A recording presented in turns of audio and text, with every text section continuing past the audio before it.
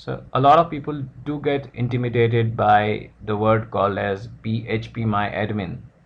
It's right here, and they try to understand what it means because it's hard for people to understand what is PHP and then add it to it my and then add it to it admin, and it becomes really complicated. But actually, PHPMyAdmin is a very nice tool. It's a very big tool also, but most of the features we don't need to use if we are just running your WordPress blog or any basic website.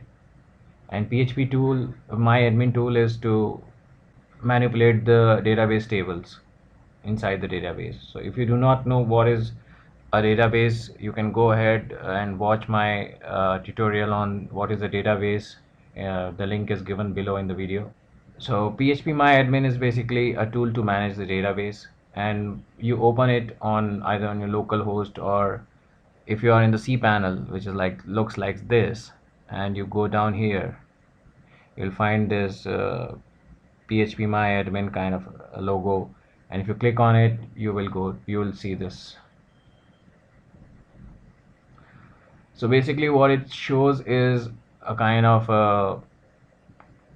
a dashboard where on the left hand side you have all the databases that are involved in your uh, flexible running of your website. Maybe you are running multiple blogs and each blog is having their own databases. So these are the databases that are listed in there, and the PHPMyAdmin tool has a number of utilities that you can utilize to know and to manipulate the table data. So when I click on one of the databases called as the Codex, I had installed this on my local machine to do some experimentation on the WordPress blog. So this looks like a number of tables. So these are all tables.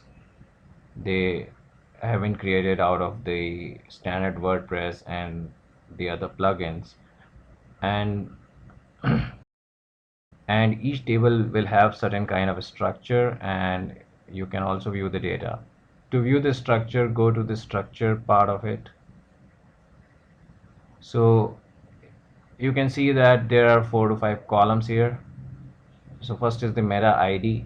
It's kind of a ID that has some value that gets incremented every time you insert a row in it. So it will start from 1 and then move to 2, 3, 4, 5, 6, something like that, as and when you add the record. There's something called as comment ID. Comment ID is coming from the WP comment table, and it has a key over there. The meta key is some kind of key, and the value of that meta key. So there's the type of the meta ID is big int, let's call it integer, and meta key is text. Even though it shows varchar here, let's call it text, and the meta value as text. So basically you can go ahead and change any of these values. It's more suitable for developers to do all kind of stuff, but we should have a good idea of what we can do with this. And you can see here there are some indexes. So first index is the primary, which is this. So basically indexes help you to access your information very fast. So for example, if you have too many cell phones and you create an index on the cell phone, and when the moment you enter a cell phone to search in some of the column in your application, it will do a very fast search because an index has been created out of it. So similarly there are some other indexes, and you can just let it go. The important thing now is to browse this table and find out what is there in this. So right now there's only one record, and I would better take you to another table, for example WP posts. Okay, so if I browse this, I find that there are a lot of records in here. So these are the columns that we saw in the structure. If we just go to the structure, we see that these are all the columns that we talked about. Basically it's just like a table with a lot of columns and the kind of type of the columns. So we just go to this, browse, and we can say that there are IDs, and as I said, the IDs start from 1 to 3, and there is 128 because I think the rows with other IDs were deleted. And then it has all the data that you need. So it has the date, the content, the title, the excerpt, the post status, the comment status, everything, all kind of information. So if you want to edit any of this, for example, you need to sometimes directly edit it, you can go to the edit button, click on it, and here it is. So you can enter any information, you can change it. Not a good practice, but sometimes if you got to do it, you can do it, and you can add information like this.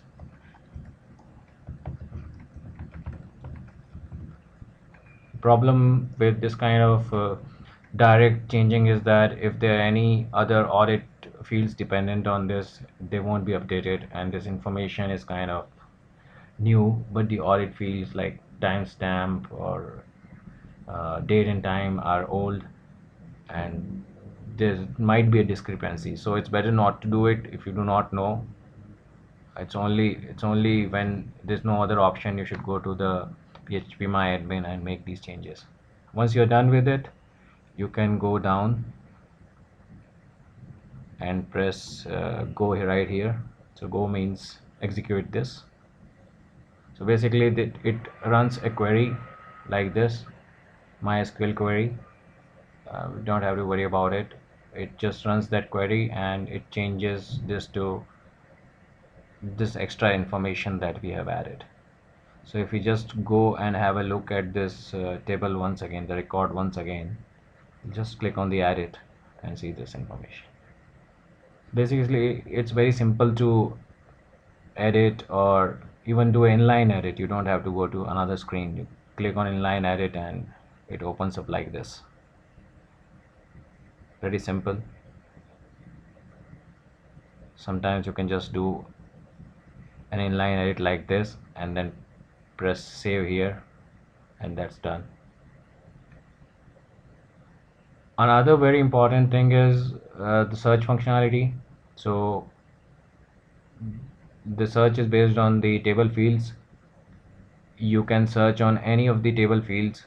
So for example, I want to search on let's say post status as published. Show me all the posts which have the status as published. So I'll go to the search and I will search for the post status, and there are a lot of options here. I'll choose equal to and I'll say publish, and I go down the same way and search for this go button. When I click on the go button, start searching and see. As you can see, all of them have the publishing status right here. It's very handy. And if you do not know something like so easy to search, or if you have only partial knowledge of the status, you don't remember what exactly was the status, you can also do a like comparison and then do a publish. Let's call it PUBL and do a percentage. So basically put your search term between two percentages, so it will generate the query and it will bring out all the records where post status has something called as PUBL. Let's press go here. So basically if you had any other status which with PUBL, it would have searched that also. So very handy tool. There are a lot of operators, and you can always check the query that it has created. So it is selecting everything from the table WP post, where post status like the same way we did, and it is setting a record of a limit of 30. So because if you query too many records, your server may hang and it could cause a lot of problems. So by default it limits everything to 30. All right, going back at the search, you can see that there are multiple operators, not like, not in between, and these are pretty intuitive. If you have some value that you want to center in between, then you can give this value here, or is null, is not null, greater than, equal to, less than, equal to, not equal to, and things like that. If you are an expert in SQL or the SQL, you can directly write your code here. There are some buttons that it provides, and you can add this information and do a lot of things. I do not suggest you to write directly a query. Better do a search from here and then modify that record, or better search with the ID and then modify the record here. You can also insert a query directly, a thing directly, uh, but in most of the cases you will not ever need to do it. In case you require to insert something, then you just add the information right in each of these fields like this, one after the other, and go down, and when you press go, it's done. You can also create a table from a database, table inside a database. So if you click on create table, it will ask you a lot of details. Maybe you can go through it. It's very difficult to explain everything. And nice thing to know is to do an export. So sometimes you need to export the table because somebody is making changes to it. So you can export the individual table just by doing a quick export or custom options. There are multiple options, and you don't have to worry. Just do a quick option, select the format if you want to export this into CSV or Excel, or there are geeky number, techie number of formats. So just let it go. Just go to SQL and or select your format and just press go, and the file would be created. You can store it on your local machine. You can also do an import after you have made the changes. For example, in an Excel sheet, you can import it from there right into any of the table. It's a very handy utility.